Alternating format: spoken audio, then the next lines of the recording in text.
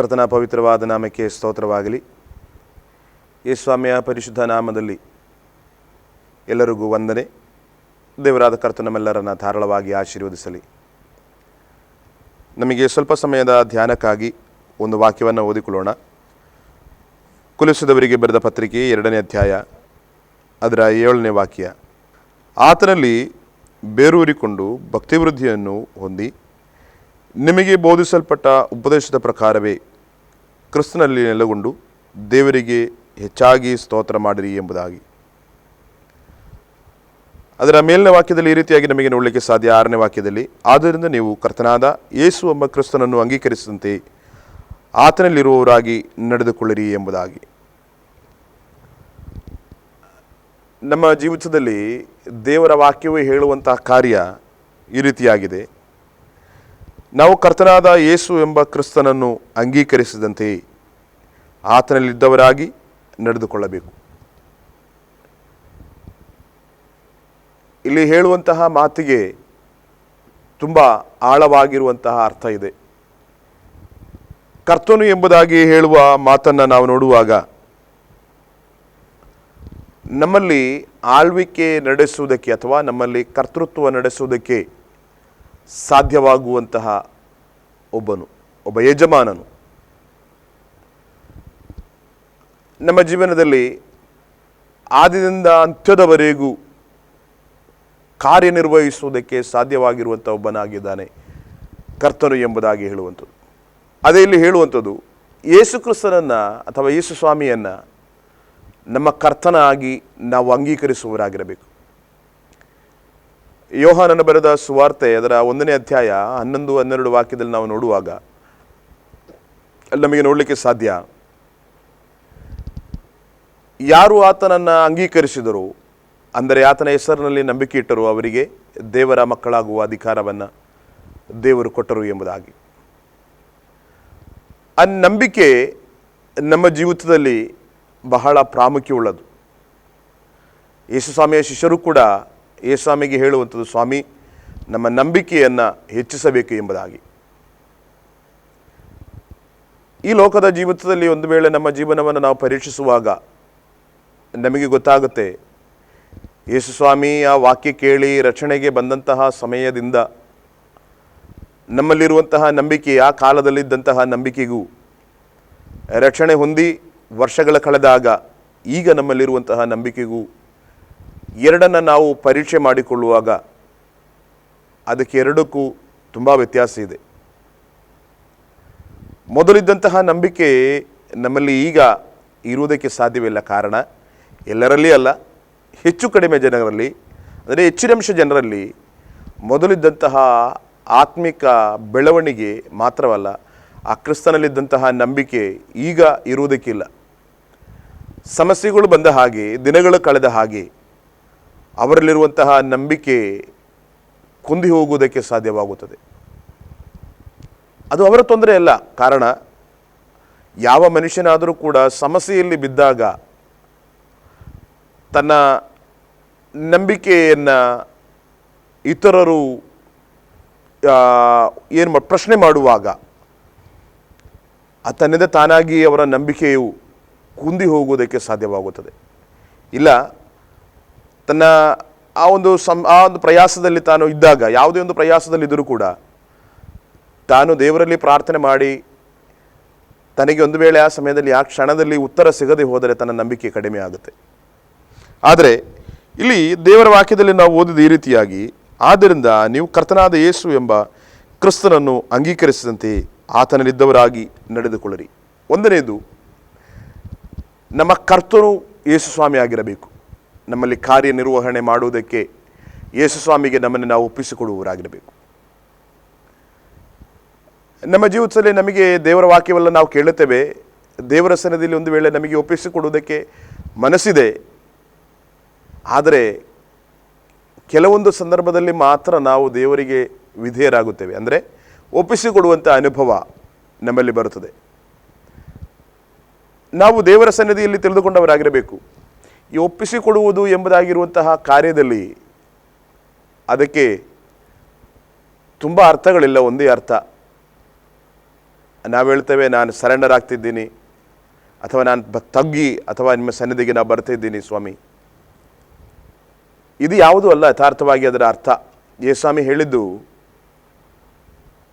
ಒಂದು ಸಣ್ಣ ಮಗುವನ್ನು ಯೇಸುಸ್ವಾಮಿ ಕರೆದುಕೊಂಡು ಅಥವಾ ಕರೆದಾಗ ಆ ಸಣ್ಣ ಮಗುವನ್ನು ಮುಂದೆ ನಿಲ್ಲಿಸಿ ಯೇಸುಸ್ವಾಮಿ ಹೇಳುತ್ತಿದ್ದಾರೆ, ನೀವು ತಿರುಗಿ ಮಕ್ಕಳಂತೆ ಆಗದೆ ಹೋದರೆ ಪರಲೋಕ ರಾಜ್ಯವನ್ನು ಸೇರಲಾರಿ ಎಂಬುದಾಗಿ. ಅದಕ್ಕೆ ತುಂಬ ಅರ್ಥಗಳುಂಟು.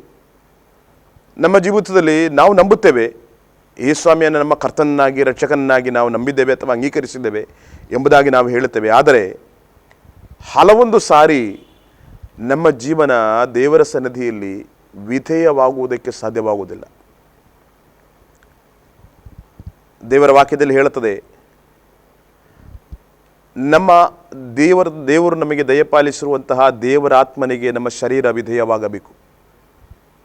ಅದಕ್ಕೆ ಅನುಸರಣ ಉಳ್ಳದಾಗಬೇಕು. ದೇವರ ಆತ್ಮನಿಗೆ ಅನುಸರಣ ಉಳ್ಳದಾಗಬೇಕು ನಮ್ಮ ಶರೀರ. ನಮ್ಮ ಜೀವನದ ಹಂತಗಳಲ್ಲಿ ಎಲ್ಲ ನಮ್ಮ ಶರೀರ ದೇವರಾತ್ಮನಿಗೆ ವಿಧೇಯವಾಗುವುದಕ್ಕಿಂತಲೂ ಶರೀರವು ಅಥವಾ ಶರೀರಕ್ಕೆ ದೇವರಾತ್ಮವು ವಿಧೇಯವಾಗುವಂಥದ್ದು ನಮಗೆ ನೋಡುವುದಕ್ಕೆ ಸಾಧ್ಯ. ಆದರೆ ನಮಗೆ ನೋಡಲಿಕ್ಕೆ ಸಾಧ್ಯವಾಗುವಂಥ ಕಾರ್ಯ, ಆ ಮಗುವನ್ನು ದೇವರು ಅಥವಾ ಯೇಸುಸ್ವಾಮಿ ತೋರಿಸಿ ಆ ಮಗುವಿನ ಹಾಗೆ ಆಗಬೇಕು ಎಂಬುದಾಗಿ ಸ್ವಾಮಿ ಹೇಳ್ತಿದ್ದಾರೆ. ಅಂದರೆ ಅದರ ಅರ್ಥ, ನಮ್ಮ ಜೀವಿತದಲ್ಲಿ ಆ ಮಗುವಿಗೆ ಅಥವಾ ನಮಗೊಂದು ಮಗು ಇದ್ದರೆ ಆ ಮಗುವಿಗೆ ನಮ್ಮ ಜೀವಿತದಲ್ಲಿ ಅಥವಾ ಮಗುವಿಗೆ ನಾವು ಒಂದು ಸಣ್ಣ ಕತೆ ಹೇಳಿಕೊಟ್ಟರೆ ಆ ಮಗು ಅದನ್ನು ಪ್ರಶ್ನೆ ಮಾಡೋದಿಲ್ಲ. ಅದನ್ನು ಅದೇ ರೀತಿಯಾಗಿ ಏನು ಮಾಡುತ್ತೆ, ರಿಸೀವ್ ಮಾಡುತ್ತೆ, ಅದನ್ನು ಸ್ವೀಕರಿಸಿಕೊಳ್ಳುತ್ತೆ. ನಮ್ಮ ಜೀವಿತದಲ್ಲಿಯೂ ದೇವರನ್ನು ನಾವು ಯಥಾರ್ಥವಾಗಿ ಅನುಸರಿಸುವುದು ಎಂಬುದಾಗಿ ಹೇಳಿದರೆ, ನಾವು ಯೇಸುಸ್ವಾಮಿಗೆ ವಿಧೇಯರಾಗುವುದೆಂಬುದಾಗಿ ಹೇಳಿದರೆ, ಯೇಸುಸ್ವಾಮಿ ಹೇಳಿರುವಂತಹ ಮಾತಿಗೆ ನಾವು ಅನುಸರಣವುಳ್ಳವರಾಗಿ ಅಥವಾ ಅದಕ್ಕೆ ನಾವು ಅದೇ ರೀತಿಯಾಗಿ ನಾವು ಅದನ್ನು ಸ್ವೀಕರಿಸುವವರಾಗಿರಬೇಕು. ಆ ರೀತಿಯಾಗಿ ಸ್ವೀಕರಿಸುವಾಗ ಮಾತ್ರ ದೇವರ ವಾಕ್ಯ ನಮ್ಮಲ್ಲಿ ಯಥಾರ್ಥವಾಗಿ ಕಾರ್ಯ ಮಾಡುವುದಕ್ಕೆ ಸಾಧ್ಯವಾಗುವಂಥದ್ದು. ಇಲ್ಲಿ ನಾವು ನೋಡಿದ ರೀತಿಯಾಗಿ ನಾವು ಕ್ರಿಸ್ತನನ್ನು ಅಂಗೀಕರಿಸಿದಂತೆಯೇ ಆತನಲ್ಲಿದ್ದವರಾಗಿ ನಡೆದುಕೊಳ್ಳಬೇಕು. ನಾವು ಯಾವ ರೀತಿಯಾಗಿ ಯೇಸುಸ್ವಾಮಿಯನ್ನು ಅಂಗೀಕರಿಸಿದ್ದೇವೆ, ಯೇಸುಸ್ವಾಮಿಯನ್ನು ನಮ್ಮ ರಕ್ಷಕನಾಗಿ, ನಮ್ಮ ಕರ್ತನನ್ನಾಗಿ, ನಮ್ಮ ದೇವರನ್ನಾಗಿ ನಾವು ಯೇಸುಸ್ವಾಮಿಯನ್ನು ಅಂಗೀಕರಿಸಿದ್ದೇವೆ. ಆ ಅಂಗೀಕರಿಸಿದಾಗ ನಮಗೆ ಉಂಟಾಗಿದ್ದಂತಹ ಭಕ್ತಿ, ಯೇಸುಸ್ವಾಮಿ ನನ್ನನ್ನು ತನ್ನ ಮಗನನ್ನಾಗಿ ನನ್ನನ್ನು ಮಾಡಿದ್ದಾರೆ, ಅದು ಬಹಳ ಶ್ರೇಷ್ಠವಾಗಿರುವಂತಹ ಒಂದು ಸ್ಥಾನ. ಲೋಕದಲ್ಲಿ ಯಾರಿಗೂ ಅಥವಾ ಈ ವರ್ಲ್ಡಲ್ಲಿ, ಈ ಪ್ರಪಂಚದಲ್ಲಿ ಯಾರಿಗೂ ಕೊಡುವುದಕ್ಕೆ ಸಾಧ್ಯವಾಗದೇ ಇರುವಂತಹ ಶ್ರೇಷ್ಠವಾಗಿರುವಂತಹ ಅನುಭವ ಆಗಿದೆ ದೇವರ ಮಗನು ಎಂಬುದಾಗಿ ಹೇಳಿಸಿಕೊಳ್ಳುವಂತಹ ಪದವಿ. ಅದು ಯಾರಿಗೂ ಕೊಡುವುದಕ್ಕೆ ಸಾಧ್ಯವಾಗುವುದಿಲ್ಲ. ಆದರೆ ಯೇಸುಸ್ವಾಮಿಯನ್ನು ನಾವು ಅಂಗೀಕರಿಸಿದಾಗ, ಯೇಸುಸ್ವಾಮಿಗೆ ನಮ್ಮಲ್ಲಿ ಸ್ಥಾನ ಕೊಟ್ಟಾಗ, ನಮಗೆ ದೇವರು ತಾನೇ ಡೈರೆಕ್ಟಾಗಿ ಕೊಡುವಂತಹ ಒಂದು ಅಮೂಲ್ಯವಾಗಿರುವಂಥ ಪದವಿಯಾಗಿದೆ ದೇವರ ಮಕ್ಕಳು ಎಂಬುದು. ಇಲ್ಲಿ ನಾವು ನೋಡುತ್ತೇವೆ 3 ಕಾರ್ಯಗಳನ್ನು ನಮಗೆ ಇಲ್ಲಿ ನೋಡಲಿಕ್ಕೆ ಸಾಧ್ಯವಾಗುತ್ತದೆ. ಮೊದಲನೇದಾಗಿ ನಾವು ಮಾಡಬೇಕಾದದ್ದು ಯೇಸುಸ್ವಾಮಿಯಲ್ಲಿ ಬೇರೂರಿಕೊಂಡವರಾಗಿರಬೇಕು. 2, ಭಕ್ತಿ ಅಭಿವೃದ್ಧಿಯನ್ನು ಹೊಂದಿಕೊಂಡವರಾಗಿರಬೇಕು. ಬೋಧಿಸಲ್ಪಟ್ಟ ಉಪದೇಶ ಪ್ರಕಾರವೇ ಕ್ರಿಸ್ತ ನಂಬಿಕೆಯಲ್ಲಿ ನೆಲೆಗೊಂಡವರಾಗಿರಬೇಕು. 4ನೇ ಅಂಶ, ದೇವರಿಗೆ ಸ್ತೋತ್ರ ಮಾಡುವವರಾಗಿರಬೇಕು. ಈ 4 ಅಂಶಗಳು ಬಹಳ ಶ್ರೇಷ್ಠವಾಗಿರುವಂಥ ಅಂಶ. ಒಂದನೇದು, ಯೇಸು ಕ್ರಿಸ್ತನಲ್ಲಿ ನಾವಿದ್ದೇವೆ ಎಂಬುದಾಗಿ ಹೇಳುವಾಗ ಯೇಸುಸ್ವಾಮಿ ಹೇಳುವ ಪ್ರಕಾರವಾಗಿ ಯೇಸುಸ್ವಾಮಿಯ ವಾಕ್ಯದಲ್ಲಿ ನಾವು ಬೇರೂರಿ ಬೆಳೆದವರಾಗಿರಬೇಕು. ದೇವರ ವಾಕ್ಯದ ಶ್ರೇಷ್ಠತೆ ದೇವರ ವಾಕ್ಯದಲ್ಲಿ ಹೇಳುತ್ತದೆ. ಯೇಸುಸ್ವಾಮಿಯ ವಾಕ್ಯ ಅದು ಸಜೀವವಾದದ್ದು ಎಂಬುದಾಗಿ, ಅದು ಇಬ್ಬಾಯಿ ಕತ್ತಿಗಿಂತಲೂ ಹದವಾದದ್ದು. ಸತ್ತವರನ್ನು ಜೀವಿಸುವುದು ಅಥವಾ ಜೀವಿಸುವ ಹಾಗೆ ಜೀವವನ್ನು ಕೊಡುವುದಕ್ಕೆ ಶಕ್ತಿಯುಳ್ಳದಾಗಿದೆ ದೇವರ ವಾಕ್ಯ. ಒಬ್ಬ ಮನುಷ್ಯನ ಜೀವಿತದಲ್ಲಿ ತಪ್ಪಾಗಿರುವಂತಹ ಮಾರ್ಗದಿಂದ ಸರಿಯಾದ ಮಾರ್ಗದಲ್ಲಿ ನಡೆಯುವುದಕ್ಕೆ ಉಪದೇಶ ಮಾಡುವಂಥದ್ದಾಗಿದೆ ದೇವರ ವಾಕ್ಯ. ಈ ವಾಕ್ಯದಲ್ಲಿ ಯಥಾರ್ಥವಾಗಿ ನಾವು ಬೇರೂರಿ ಬೆಳೆಯುವಾಗ ನಮ್ಮ ಜೀವನದಲ್ಲಿ ಬೇಕಾಗಿರುವಂತಹ ಎಲ್ಲ ಒಳ್ಳೆಯ ಅಂಶಗಳು ನಮ್ಮಲ್ಲಿ ಬಂದು ಸೇರುವುದಕ್ಕೆ ಸಾಧ್ಯವಾಗುತ್ತದೆ. ನಮ್ಮ ಹೃದಯದಲ್ಲಿ ನಮ್ಮ ಹೃದಯ ಬದಲಾವಣೆ ಆದರೆ ನಮ್ಮ ಶರೀರ ಪೂರ್ತಿ ಬದಲಾವಣೆ ಆಗುತ್ತದೆ. ಅದೇ ಯೇಸುಸ್ವಾಮಿ ಹೇಳಿದ್ದು, ಯೇಸುಸ್ವಾಮಿ ಅಲ್ಲ, ಪೌಲರು ಹೇಳಿದ್ದು, ಒಬ್ಬನು ಕ್ರಿಸ್ತನಲ್ಲಿದ್ದರೆ ಅವನು ನೂತನ ಸೃಷ್ಟಿಯಾದನು, ಹಳೆಯದು ನೀಗಿ ಹೋಯಿತು, ಈಗ ಎಲ್ಲವೂ ಸಕಲವು ಹೊಸದಾಗಿದೆ ಎಂಬುದಾಗಿ. ಈ ಬೇರೂರುವಾಗ ಯಥಾರ್ಥವಾಗಿ ನಮ್ಮ ಜೀವಕ್ಕೂ ಭಕ್ತಿಗೂ ಬೇಕಾದದೆಲ್ಲವೂ ದೇವರು ತನ್ನ ವಾಕ್ಯದಿಂದ ನಮಗೆ ದಯಪಾಲಿಸುವುದಕ್ಕೆ ನಂಬಿಗಸ್ತನು. ಯೇಸುಸ್ವಾಮಿಯ ವಾಕ್ಯವಿಲ್ಲದೆ ನಮಗೆ ಯಥಾರ್ಥವಾಗಿ ಆತ್ಮಿಕವಾಗಿ ಬೆಳೆಯುವುದಕ್ಕೆ ಸಾಧ್ಯವಾಗುವುದಿಲ್ಲ. ನಮ್ಮ ಜೀವನ ಪರಿಶುದ್ಧವಾಗಬೇಕಾದರೆ ದೇವರ ವಾಕ್ಯ ಬೇಕು. ಯೇಸುಸ್ವಾಮಿ ಹೇಳಿದ್ದು ಈ ರೀತಿಯಾಗಿ ಯೋಹಾನ ಬರೆದ ಸುವಾರ್ತೆ ಅದರ 15ನೇ ಅಧ್ಯಾಯದಲ್ಲಿ ಇಲ್ಲಿ ನಮಗೆ ನೋಡಲಿಕ್ಕೆ ಸಾಧ್ಯವಾಗುವಂಥದ್ದು ಈ ರೀತಿಯಾಗಿ. ಯೇಸುಸ್ವಾಮಿ ತನ್ನ ಶಿಷ್ಯರ ಸಂಗಡ ಮಾತನಾಡುತ್ತಿರುವಾಗ ಯೇಸುಸ್ವಾಮಿ ಅವರಿಗೆ ಹೇಳಿದ್ದು, ನಾನು ನಿಮ್ಮ ಸಂಗಡ ಮಾತನಾಡಿದ ಈ ವಾಕ್ಯದ ದೆಸೆಯಿಂದ ನೀವೀಗ ಶುದ್ಧರಾಗಿದ್ದೀರಿ ಎಂಬುದಾಗಿ. ದೇವಭಕ್ತರಾಗಿರುವಂತಹ ಮನುಷ್ಯರ ಜೀವಿತದಲ್ಲಿ ಅತಿ ಪ್ರಧಾನವಿರುವಂತಹ ಕಾರ್ಯ ಪರಿಶುದ್ಧತೆ ಬರಬೇಕಾದರೆ ದೇವರ ವಾಕ್ಯ ಬೇಕು. ದೇವರ ವಾಕ್ಯದಲ್ಲಿ ಆಳ ಅಥವಾ ಅದರಲ್ಲಿ ನಾವು ಯಥಾರ್ಥವಾಗಿ ಬೇರೂರಿ ಬೆಳೆಯುವಂಥದ್ದಾಗಿರಬೇಕು. ನಾವು ನೋಡುತ್ತೇವೆ, ಈ ಪ್ರಕೃತಿಯನ್ನು ನಾವು ಬಲ್ಲವರಾಗಿದ್ದೇವೆ. ಪ್ರಕೃತಿಯಲ್ಲಿ ತುಂಬ ದೊಡ್ಡ ದೊಡ್ಡ ಮರಗಳನ್ನು ನಮಗೆ ನೋಡಲಿಕ್ಕೆ ಸಾಧ್ಯ. ಆದರೆ ಮೇಲೆ ಕಾಣಿಸುವಂತಹ ಬೇರಿಗಿಂತಲೂ ಬಲವಾಗಿರುವಂಥದ್ದು ಅದಕ್ಕೆ ಮಣ್ಣಿನ ಆಳಕ್ಕೆ ಹೋಗಿರುವಂತಹ ಬೇರು, ಅದರ ಸಹಾಯದಿಂದ ಅದು ನೆನೆತಿರುವಂಥದ್ದು. ಅದೇ ರೀತಿ ನಮ್ಮ ಜೀವಿತದಲ್ಲಿ ಕ್ರಿಸ್ತನೆಂಬುದಾಗಿರುವಂಥ ಯಥಾರ್ಥತೆಯಲ್ಲಿ ದೇವರ ವಾಕ್ಯದಲ್ಲಿ ನಾವು ಯಥಾರ್ಥವಾಗಿ ಬೇರೂರಿ ಬೆಳೆದವರಾಗಿರಬೇಕು. ಆ ಬೇರೂರಿ ಬೆಳೆದಿರುವಂತಹ ನಮ್ಮ ಜೀವಿತದಲ್ಲಿ ನಮಗೆ ಉಂಟಾಗುವಂಥ ಗುಣಗಳು, ಸಮಸ್ಯೆಗಳು ಬಂದಾಗ, ಇಕ್ಕಟ್ಟಿನ ಪರಿಸ್ಥಿತಿ ಬಂದಾಗ ಯೇಸುಸ್ವಾಮಿಯಲ್ಲಿರುವಂತಹ ನಂಬಿಕೆಯನ್ನು ನಮಗೆ ತ್ಯಜಿಸಿ ಬಿಡುವುದಕ್ಕೆ ಸಾಧ್ಯವಾಗುವುದಿಲ್ಲ. ಈ ದೇವರ ವಾಕ್ಯದಲ್ಲಿ ಬೇರೂರಿ ನಮಗೆ ಬೆಳೆಯೋಕ್ಕೆ ಸಾಧ್ಯವಾಗದೆ ಹೋದರೆ ಸಮಸ್ಯೆಗಳು, ಇಕ್ಕಟ್ಟುಗಳು, ನೋವುಗಳು ಇದೆಲ್ಲ ನಮ್ಮ ಜೀವಿತದಲ್ಲಿ ಬಂದಾಗ ನಮ್ಮ ನಂಬಿಕೆ ಕುಂದಿ ಹೋಗುತ್ತದೆ. ದೇವರು ಬಯಸುವಂಥದ್ದು ನಮ್ಮ ನಂಬಿಕೆ ಕುಂದಿ ಹೋಗಬಾರದು. ನಮಗೆ ದೇವರು ದಯಪಾಲಿಸಿರುವಂತಹ ನಂಬಿಕೆ ಅದು ದಿನದಿಂದ ದಿನಕ್ಕೆ ವೃದ್ಧಿಯಾಗುತ್ತಾ ಬರಬೇಕು, ದಿನದಿಂದ ದಿನಕ್ಕೆ ಹೆಚ್ಚುತ್ತಾ ಬರಬೇಕು. ನಮ್ಮ ನಂಬಿಕೆ ಕುಂದಿ ಹೋದರೆ ಆ ನಂಬಿಕೆಯಿಂದ ಅಥವಾ ನಾವು ನಡೆದಿರುವಂತಹ ದಾರಿಯಲ್ಲಿ ಯಾವ ಪ್ರಯೋಜನವೂ ಬರುವುದಿಲ್ಲ. ಆದ್ದರಿಂದಲೇ ದೇವರ ವಾಕ್ಯದಲ್ಲಿ ಹೇಳುತ್ತದೆ, ಒಬ್ಬ ಮನುಷ್ಯನ ಪ್ರಾರಂಭಕ್ಕಿಂತ ಅವನ ಅಂತ್ಯ ಒಳ್ಳೆಯದಾಗಿರಬೇಕು ಎಂಬುದಾಗಿ. ಪ್ರಾರಂಭಿಸುವುದಕ್ಕೆ ತೊಂದರೆ ಇಲ್ಲ, ಪ್ರಾರಂಭಗೊಳಿಸುವುದು ಉತ್ತಮ, ಆದರೆ ಅದನ್ನು ಕೊನೆಗೊಳಿಸುವಂಥದ್ದು ಅತ್ಯುತ್ತಮವಾಗಿರಬೇಕು. ಅದು ಅಂತ್ಯ ಕೊನೆಗೊಳ್ಳುವುದಕ್ಕೆ ಸಾಧ್ಯವಾಗದೇ ಹೋದರೆ ಅವನ ಜೀವಿತದಲ್ಲಿ ಅವನು ಪ್ರಾರಂಭಿಸಿದ್ದು ವ್ಯರ್ಥ. ಆದರೆ ದೇವರ ವಾಕ್ಯದಲ್ಲಿ ಹೇಳುತ್ತದೆ, ನಮಗೆ ನಮ್ಮ ಸ್ವಂತ ಬಲದಿಂದ ನಮಗೆ ಅದನ್ನು ಸಾಧಿಸಿಕೊಳ್ಳುವುದಕ್ಕೆ ಸಾಧ್ಯವಾಗುವುದಿಲ್ಲ. ಯೇಸುಸ್ವಾಮಿ ಹೇಳಿದ್ದು, ನಾನು ಹೋಗಿ ನಿಮಗೆ ಒಂದು ಸಹಾಯಕನನ್ನು ಕಳುಹಿಸಿಕೊಡುವೆನು, ಆ ಸಹಾಯಕನು ನಿಮಗೆ ಬರುವಾಗ ಸಕಲ ಸತ್ಯದಲ್ಲಿಯೂ ನಿಮ್ಮನ್ನು ದಾರಿ ನಡೆಸುವನು ಎಂಬುದಾಗಿ. ಆ ಸಹಾಯಕನಾಗಿದ್ದಾನೆ, ನಮಗೆ ಯಜಮಾನನಾಗಿ ಈಗ ನಮಗೆ ಉಪದೇಶ ಮಾಡುವಂತಹ ದೇವರಾತ್ಮನು, ಅಂದರೆ ಪವಿತ್ರಾತ್ಮನು ಎಂಬುದಾಗಿ ಹೇಳಿದರೆ ಪರಿಶುದ್ಧವಾದ ಆತ್ಮನು. ಅದು ಪರಿಶುದ್ಧವಾದ ಸ್ಥಳದಲ್ಲಿ ವಾಸ ಮಾಡುವುದಕ್ಕೆ ಸಾಧ್ಯವಾಗುವಂಥದ್ದು. ಪರಿಶುದ್ಧ ಆತ್ಮನು ಇದ್ದರೆ ಮಾತ್ರವೇ ನಮಗೆ ಯಥಾರ್ಥವಾಗಿರುವಂತಹ ತಿಳುವಳಿಕೆ, ದೇವರ ಕುರಿತಾಗಿರುವಂತಹ ಜ್ಞಾನ, ದೇವರ ಕುರಿತಾಗಿರುವಂತಹ ಕಾರ್ಯಗಳನ್ನು ನಮಗೆ ತಿಳಿದುಕೊಳ್ಳುವುದಕ್ಕೆ ಸಾಧ್ಯವಾಗುವಂಥದ್ದು. ದೇವರಾತ್ಮನ ಇಲ್ಲದಿದ್ದರೆ ನಮಗೆ ದೇವರ ಕುರಿತಾಗಿ ನಮಗೆ ತಿಳಿದುಕೊಳ್ಳುವುದಕ್ಕೆ ಸಾಧ್ಯವಾಗುವುದಿಲ್ಲ. ಆದರೆ ದೇವರ ವಾಕ್ಯದಲ್ಲಿ ಹೇಳುತ್ತದೆ, ಒಂದು ನಾವು ಆತನಲ್ಲಿ ಬೇರೂರಿ ಬೆಳೆದವರಾಗಿರಬೇಕು. ಯೇಸುಸ್ವಾಮಿಯಲ್ಲಿ ನಾವು ಯಥಾರ್ಥವಾಗಿ ಬೇರೂರಿ ಬೆಳೆದವರಾಗಿರಬೇಕು. ಯೇಸುಸ್ವಾಮಿಯು ಯಾರು ಎಂಬುದಾಗಿ ನಮಗೆ ಯೋಹಾನನು ಬರೆದ ಸುವಾರ್ತೆ ಅದರ 1ನೇ ಅಧ್ಯಾಯದಲ್ಲಿ ನಮಗೆ ಬಹಳ ವ್ಯಕ್ತವಾಗಿ ಹೇಳುತ್ತಾ ಇದ್ದಾರೆ. ಯೋಹಾನನು ಬಹಳ ವ್ಯಕ್ತವಾಗಿ ಯೇಸುಸ್ವಾಮಿ ಯಾರು ಎಂಬುದಾಗಿ ಹೇಳುತ್ತಾ ಇದ್ದಾರೆ.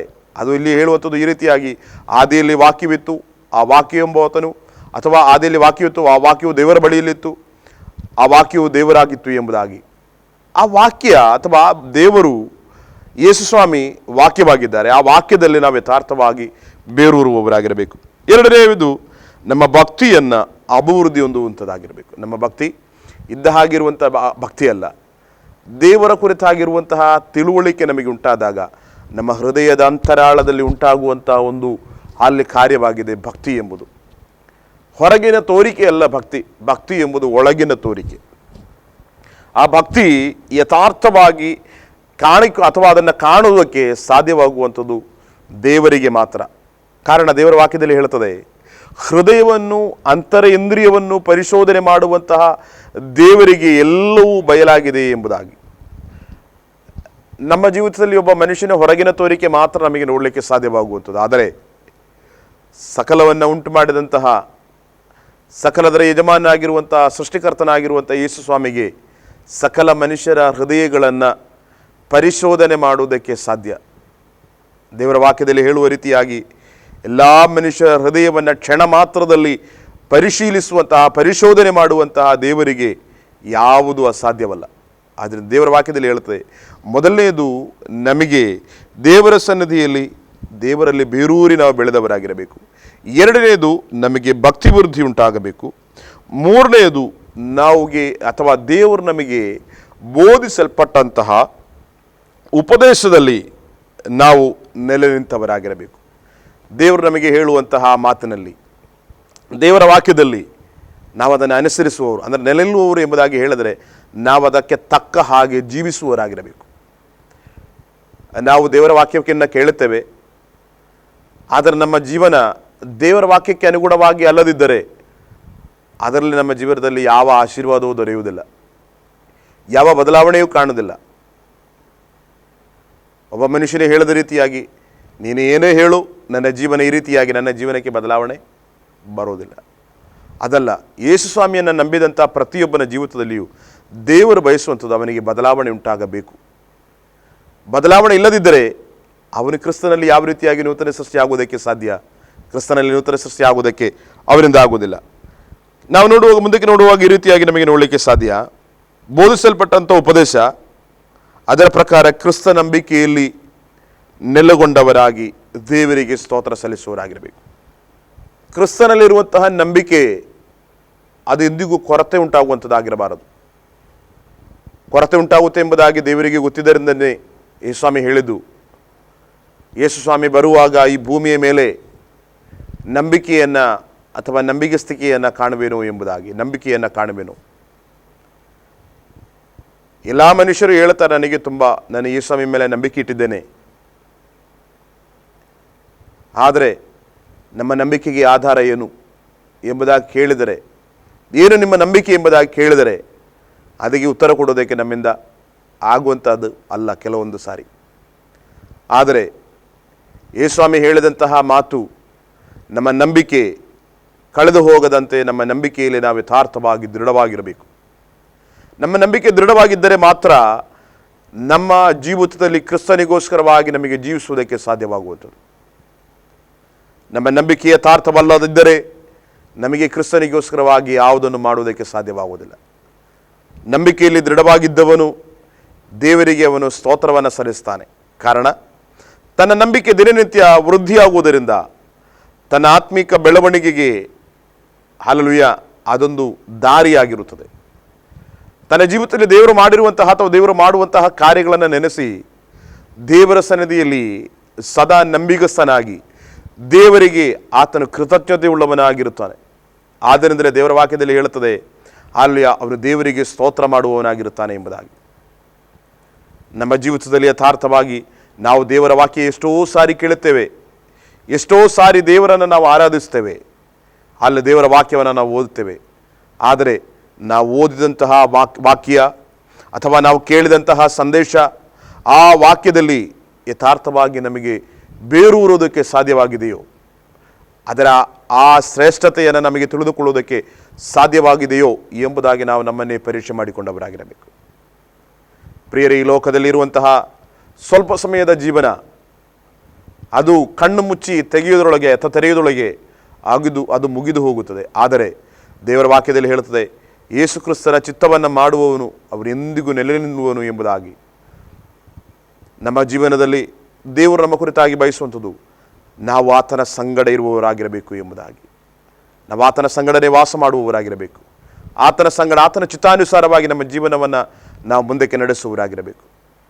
ಈ ಲೋಕದ ಜೀವನದಲ್ಲಿ ಕ್ಷಣಿಕವಾಗಿರುವಂತಹ ಸ್ವಲ್ಪ ಸಮಯದ ಜೀವನದಲ್ಲಿ ನಾವು ಕ್ರಿಸ್ತನಿಗೋಸ್ಕರವಾಗಿ ನಮ್ಮನ್ನೇ ನಾವು ಒಪ್ಪಿಸಿಕೊಡೋದಕ್ಕೆ ಸಾಧ್ಯವಾಗುವುದಾದರೆ, ದೇವರ ವಾಕ್ಯದಲ್ಲಿ ಹೇಳುವ ಪ್ರಕಾರವಾಗಿ ದೇವರ ವಾಕ್ಯಾನುಸಾರವಾಗಿ ನಮ್ಮ ಜೀವನವನ್ನು ನಾವು ನಮ್ಮ ದೇವರ ಸನ್ನಿಧಿಯಲ್ಲಿ ಮುಂದಕ್ಕೆ ನಡೆಸುವುದಕ್ಕೆ ಸಾಧ್ಯವಾದರೆ, ನಿಶ್ಚಯವಾಗಿಯೂ ದೇವರು ನಮ್ಮ ಮುಖಾಂತರ ಅದ್ಭುತಗಳನ್ನು ಮಾಡುವುದಕ್ಕೆ ನಂಬಿಗಸ್ತನು. ಅದ್ಭುತಗಳು ಮಾಡುವಂಥದ್ದು ಮಾತು ಲೋಕದಲ್ಲಿ ನಾವು ನೆನೆಸುವ ರೀತಿಯಾಗಿರುವಂಥ ಅದ್ಭುತವಲ್ಲ. ಮೊದಲನೇದಾಗಿ ನಾನು ಕ್ರಿಸ್ತನಲ್ಲಿದ್ದು ಒಂದು ನೂತನ ಸೃಷ್ಟಿಯಾಗುವಾಗ ಅದೊಂದು ಅದ್ಭುತ. ನಾನು ಕ್ರಿಸ್ತನಿಗೋಸ್ಕರ ಪ್ರಯೋಜನವುಳ್ಳವನಾಗಿ ಮಾರ್ಪಡುವಾಗ, ಇತರರಿಗೋಸ್ಕರವಾಗಿ ನಾನು ದೇವರ ಸನ್ನಿಧಿಯಲ್ಲಿ ಮಧ್ಯಸ್ಥಿಕೆ ವಹಿಸಿಕೊಳ್ಳುವಾಗ, ಅದು ದೇವರು ನನ್ನನ್ನು ಆ ಸ್ಥಾನಕ್ಕೆ ನನ್ನನ್ನು ನಡೆಸುವಂಥದ್ದು, ಅದೊಂದು ಅದ್ಭುತ. ನಮ್ಮ ಜೀವನದಲ್ಲಿ ನಾವು ತಿಳಿದುಕೊಳ್ಳುವಾಗ ನಮಗೆ ಕ್ರಿಸ್ತನ ಹತ್ತಿರಕ್ಕೆ ಬರುವುದಕ್ಕೆ ಯಾವ ಯೋಗ್ಯತೆಗಳು ನಮಗಿರಲಿಲ್ಲ. ಆದರೆ ಯೇಸು ಕ್ರಿಸ್ತನು ನಮ್ಮನ್ನು ತನ್ನ ಮಕ್ಕಳನ್ನಾಗಿ ಮಾಡಿ ನಮಗೆ ಆ ಅಧಿಕಾರ, ಆ ಶ್ರೇಷ್ಠತೆಯನ್ನು ನಮಗೆ ದಾನವಾಗಿ ಒದಗಿಸಿರುವಾಗ, ಆ ಶ್ರೇಷ್ಠತೆಗೆ ತಕ್ಕ ಹಾಗೆ ನಾವು ನಮ್ಮ ಜೀವನವನ್ನು ನಾವು ಮುಂದಕ್ಕೆ ನಡೆಸುವವರಾಗಿರಬೇಕು. ನಮ್ಮ ಜೀವನದಲ್ಲಿ ನಮ್ಮ ಜೀವನದ ಮುಖಾಂತರ ದೇವರ ನಾಮಕ್ಕೆ ಎಂದಿಗೂ ಒಂದು ದೂಷಣೆಯಾಗುವಂಥ ಅನುಭವ ಬಾರದೆ, ಯಥಾರ್ಥವಾಗಿ ದೇವರು ನಮ್ಮ ಕುರಿತಾಗಿ ಬಯಸುವಂತಹ ಹಂತಕ್ಕೆ ನಮ್ಮ ಜೀವನವನ್ನು ನಮಗೆ ನಡೆಸುವುದಕ್ಕೆ ಸಾಧ್ಯವಾಗುವುದಾದರೆ, ನಿಶ್ಚಯವಾಗಿಯೂ ದೇವರ ಸನ್ನಿಧಿಯಲ್ಲಿ ದೇವರು ನಮ್ಮ ಕುರಿತಾಗಿ ಹೆಮ್ಮೆ ಪಡ್ತಾರೆ. ಅವನು ನನ್ನ ಮಗನು ಅಥವಾ ಅವನು ನನ್ನ ಮಗಳು ಎಂಬುದಾಗಿ ಹೆಮ್ಮೆಯಿಂದ ಯೇಸುಸ್ವಾಮಿ ಹೇಳುವುದಕ್ಕೆ ಸಾಧ್ಯವಾಗುತ್ತದೆ. ನಮ್ಮ ಜೀವನದಲ್ಲಿ, ಈ ಲೋಕದ ಜೀವನದಲ್ಲಿ ಇತರ ನಮ್ಮ ಗೆಳೆಯರ ಮುಂದೆ ನಮಗೆ ನಾನು ಯೇಸುಸ್ವಾಮಿಯ ಮಗನು ಎಂಬುದಾಗಿ ಹೇಳಿಕೊಳ್ಳೋದಕ್ಕೆ ಎಷ್ಟೊಂದೋ ಸಾರಿ ನಾವು ಸಂಕೋಚ ಪಡ್ತೇವೆ. ಎಷ್ಟೊಂದೋ ಸಾರಿ ನಾವು ಅಯ್ಯೋ ನನಗೆ ಆ ರೀತಿಯಾಗಿ ಹೇಳುವಂಥದ್ದು ನನ್ನ ಸ್ಟಾಟಸ್ಗೆ ನನಗೆ ಕಡಿಮೆ ಆಗುತ್ತಲ್ಲ. ಅದಲ್ಲ ಪ್ರಿಯರೇ, ದೇವರ ಸನ್ನಿಧಿಯಲ್ಲಿ ನಾವು ಕರ್ತನವರು ಎಂಬುದಾಗಿ ಈ ಲೋಕದ ಮನುಷ್ಯರ ಮುಂದೆ ನಾವು ಹೇಳಿಕೊಳ್ಳುವಾಗ ನಿಶ್ಚಯವಾಗಿಯೂ ದೇವರು ನಮ್ಮ ಕುರಿತಾಗಿ ಅಲ್ಲಿ ಸಂತೋಷ ಪಡುವುದಕ್ಕೆ ಸಾಧ್ಯವಾಗುತ್ತದೆ. ನಾವು ನಮ್ಮ ಜೀವನವನ್ನು ನಾವೊಮ್ಮೆ ತಿರುಗಿ ನೋಡುವವರಾಗಿರಬೇಕು. ನಮ್ಮ ಜೀವನದಲ್ಲಿ ಯಾವ ಯೋಗ್ಯತೆಯು ಇದೆ ಎಂಬುದಾಗಿ ನಾವು ಹೇಳುವಾಗ ದೇವರ ಮುಂದೆ ದೇವರಿಗೆ ಹೇಳೋದಕ್ಕೆ ಸಾಧ್ಯವಾಗುವಂಥ, ನಮ್ಮನ್ನು ನೋಡಿಕೊಂಡು ದೇವರಿಗೆ ಹೇಳೋದಕ್ಕೆ ಸಾಧ್ಯವಾಗುವಂಥ ನಮ್ಮ ಯೋಗ್ಯತೆ, ಎಲ್ಲರೂ ಪಾಪ ಮಾಡಿ ದೇವರ ಮಹಿಮೆಯನ್ನು ನಾಶಪಡಿಸಿದ್ದಾರೆ. ದೇವರು ಹೇಳುವಂಥದ್ದು ಒಬ್ಬನಾದರೂ ಇಲ್ಲ ಒಳ್ಳೆಯದು ಮಾಡುವವನು ಎಂಬುದಾಗಿ. ಒಳ್ಳೆಯವನು ಮಾಡುವವನಿದ್ದಾನೆ ಎಂಬುದಾಗಿ ದೇವರು ನೋಡುವಾಗ, ಒಬ್ಬನಾದರೂ ಇಲ್ಲ ಎಂಬುದಾಗಿ ದೇವರು ಹೇಳಿದಾಗ ಆ ಒಂದು ಅನುಭವವನ್ನು ನಾವು ಯಥಾರ್ಥವಾಗಿ ಪರೀಕ್ಷಿಸುವವರಾಗಿರಬೇಕು. ನಿಮ್ಮ ಜೀವಿತದಲ್ಲಿ ನಾವು ಒಳ್ಳೆಯದನ್ನು ಮಾಡಬೇಕೆಂಬುದಾಗಿ ಬಯಸಿದ್ರೂ ಕೂಡ ನಾವು ಮಾಡುವಂಥ ಕಾರ್ಯಗಳೆಲ್ಲವೂ ಕೆಟ್ಟದ್ದಾಗಿದ್ದರಿಂದ ದೇವರಿಗೆ ನಾವು ದ್ರೋಹಿಗಳಾಗಿ ಮಾರ್ಪಟ್ಟಂತಹ ಅನುಭವ. ಆದರೆ ಯೇಸು ಕ್ರಿಸ್ತನ ಮುಖಾಂತರವಾಗಿ, ಯೇಸು ಕ್ರಿಸ್ತನ ರಕ್ತದಿಂದ ನಮ್ಮ ಪಾಪಗಳನ್ನು, ನಮ್ಮ ದ್ರೋಹಗಳನ್ನು ನಮ್ಮಿಂದ ನೀಗಿಸಿ ಯಥಾರ್ಥವಾಗಿ ತನ್ನ ಸನ್ನಿಧಿಗೆ ಸೇರಿಸಿ ನಮ್ಮನ್ನು ತನ್ನ ಮಕ್ಕಳನ್ನಾಗಿ ಮಾಡಿರುವಂತಹ ಆ ದೇವರ ಶ್ರೇಷ್ಠತೆ ನಾವು ಯಥಾರ್ಥವಾಗಿ ತಿಳಿದುಕೊಂಡವರಾಗಿರಬೇಕು.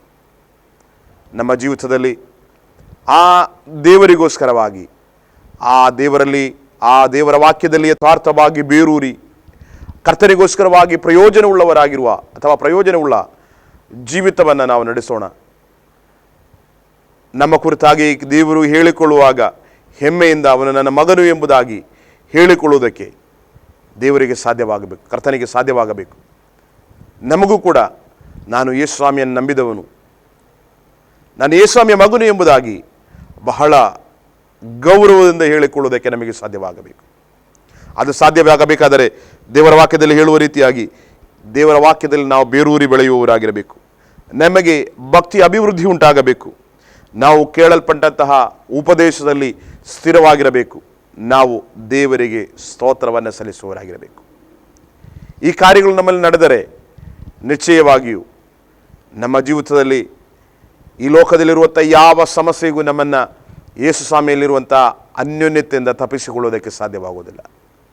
ಆ ಯಥಾರ್ಥವಾಗಿರುವಂತಹ ಅನ್ಯೋನ್ಯತೆ ಲೋಕದಲ್ಲಿರುವಂಥ ಯಾವ ಸಮಸ್ಯೆಗಳು ಬಂದರೂ ಕೂಡ ಆ ಸಮಸ್ಯೆಯನ್ನು ದೂರ ಮಾಡಿ ಯೇಸು ಕ್ರಿಸ್ತನ ಕಡೆಗೆ ನೇರವಾಗಿ ನಮಗೆ ಬರುವುದಕ್ಕೆ ಸಾಧ್ಯವಾಗುತ್ತದೆ.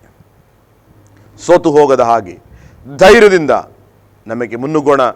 ದೇವರಾದ ಕರ್ತನು ಈ ವಾಕ್ಯದ ಮುಖಾಂತರವಾಗಿ ನಮ್ಮನ್ನು ಆಶೀರ್ವದಿಸಲಿ. ಕರ್ತನ ಕೃಪೆ ನಮ್ಮೆಲ್ಲರ ಸಂಗಡ ಇರಲಿ. ಕರ್ತನ ದೇವರು ನಮ್ಮನ್ನು ಧಾರಾಳವಾಗಿ ಆಶೀರ್ವದಿಸಲಿ. ಈ ವಾಕ್ಯದ ಮುಖಾಂತರವಾಗಿ ನಮ್ಮ ಆತ್ಮೀಕ ಜೀವಿತಕ್ಕೆ ಬೇಕಾಗಿರುವಂಥ ಎಲ್ಲ ಒಳಿತುಗಳನ್ನು ದಯಪಾಲಿಸಿ ನಮ್ಮನ್ನು ನಡೆಸಲಿ. ನಮ್ಮೆಲ್ಲರನ್ನ ಕರ್ತನು ಆಶೀರ್ವದಿಸಿ ಬಲಪಡಿಸಲಿ. ಆಮೇಲೆ